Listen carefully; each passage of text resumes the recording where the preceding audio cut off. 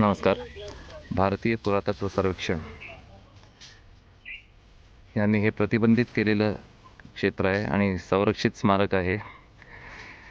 हे आहे नरनाळा किल्ला आणि नरनाळा किल्ल्याचं प्रवेशद्वार आणि नरनाळा किल्ल्यावरचं आहे हे महाकाली गेट. आपण आता जे पाहणार आहोत हे महाकाली गेट आहे. ह्या विशाल विस्तृत अशा पायऱ्यांनी याची सुरुवात होते.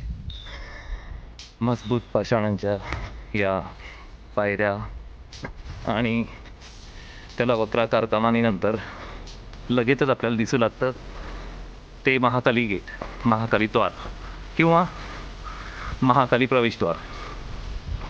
हे आहे महाकाली प्रवेशद्वार. या प्रवेशद्वारातून आत आल्यानंतर आपल्याला किल्ल्यावर सुबक नक्षीकाम केलेलं दिसतंय आणि बुरुज दिसत आहेत. चौफेर चारी बाजूने सुंदर असं नक्षीकाम केलेलं आहे आणि त्यानंतर महत्त्वाचं आकर्षण केंद्र म्हणजे हे महाकाली प्रवेशद्वार. याच्यावर आपण पाहू शकता सुंदर असं नक्षीकाम दिसतंय छोट्या छोट्या वेलीने आणि काहीतरी मजकूर लिहिलेला आहे इथे. तसेच वर सुद्धा काही मजकूर लिहिलेला आहे. महाकाली प्रवेशद्वारावरून पुढे आल्यानंतर त्याला वळसा घालून त्या प्रवेशद्वाराच्या वर जाण्याची जागा आहे. हे इथून आपण वर जातो. महाकाली प्रवेशद्वाराच्या वर टेहळणीसाठी सपाट असा सरफेस बनवलेला आहे.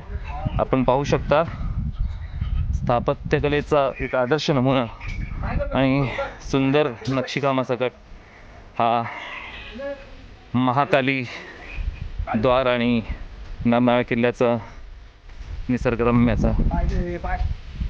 हे बघा नरनाळा किल्ल्याच्या वरून आपण पाहतोय संपूर्ण अकोट खाली दिसत आहे. गर्द जंगल, सागवानी झाडं आणि अतिशय छोटा कच्चा रस्ता इथे पोहोचण्यासाठी आहे. पूर्वी हा किल्ला वर्षभर सर्वांसाठी पर्यटकांसाठी ओपन होता, प्रवेश होता. पण आता वर्षात फक्त एकदाच श्रावणातला 3रा सोमवार त्या दिवशी धारगडची पूजा जी असते त्यासाठी श्रावणातल्या 3ऱ्या रविवारी हे गेट ओपन होतं. आज श्रावणातला 3रा रविवार आहे आणि त्यामुळे मी आपल्याला हे सुंदर असं वास्तुशिल्पज्ञाचा चांगला नमुना आपल्याला दाखवू शकतो. आज मी माझ्या युनिटचं इथे उद्याच्या बंदोबस्त करता आलेलो आहोत. हे आहेत आपला इंट्रो द्या प्लीज. मी पोलीस शिपाई नागोराव ढोरे. मी रुपेश बासोडे. मी PSI GS राव. मी अनिल राठोड.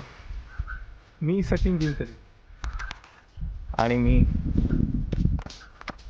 श्रीमान Yogesh Sanke TI wireless Akola. Thank you.